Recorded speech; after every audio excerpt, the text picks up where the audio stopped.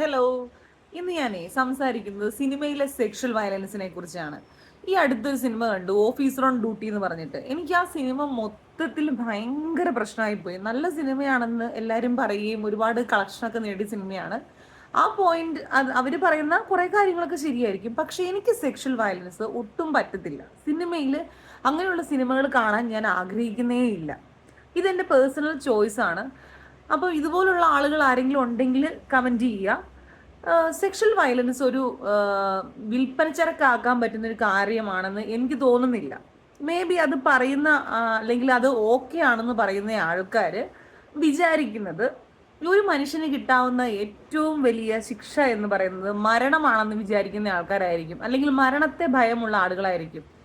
എന്നെ സംബന്ധിച്ച് നമ്മളെല്ലാവരും ഒരിക്കൽ മരിക്കുന്ന ആൾക്കാരാണ്. അതുകൊണ്ട് തന്നെ മരണം ഒരു വലിയ ശിക്ഷയായിട്ട് എനിക്ക് ഫീൽ ചെയ്യുന്നില്ല. നമ്മൾ ഒരു തെറ്റും ചെയ്തില്ലെങ്കിലും, നമ്മൾ ഒന്നും ചെയ്തില്ലെങ്കിലും, നമ്മൾ രോഗം വന്ന് മരിക്കാം, അല്ലെങ്കിൽ വഴി എന്താണ് വഴിയിലേക്ക് ഇറങ്ങുമ്പോൾ വണ്ടി ഇടിച്ച് മരിക്കാം, അല്ലേ? നമുക്ക് മരണം ഒരു വലിയ ശിക്ഷയാണോ? എന്താണേലും മരിക്കും.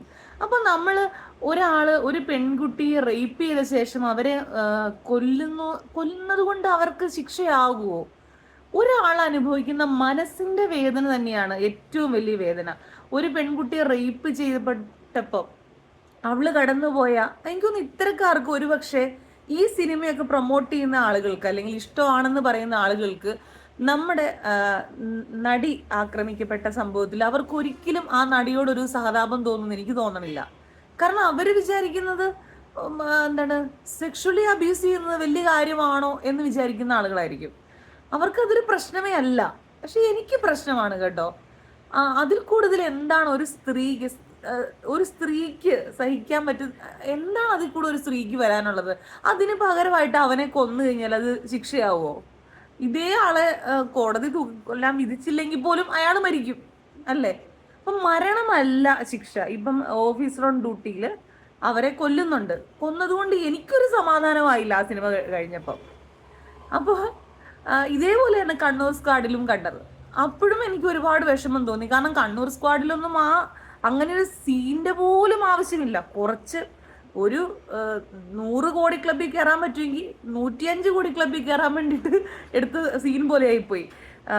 കാരണം അതിനകത്തൊന്നും ഒട്ടും തന്നെ റേപ്പിന്റെ അങ്ങനത്തെ ആവശ്യമില്ല. ഇപ്പൊ ചിലർ ചോദിക്കും, റേപ്പ് അതിനകത്ത് കാണിച്ചില്ലല്ലോ, അല്ലെങ്കിൽ ഓഫീസർ ഓൺ ഡ്യൂട്ടിക്കകത്ത് ശരിക്കും കാണിക്കണ്ടല്ലോ, കാണിച്ചായിരുന്നാൽ ഇത്രയും ഫീൽ ആവത്തില്ലായിരുന്നു.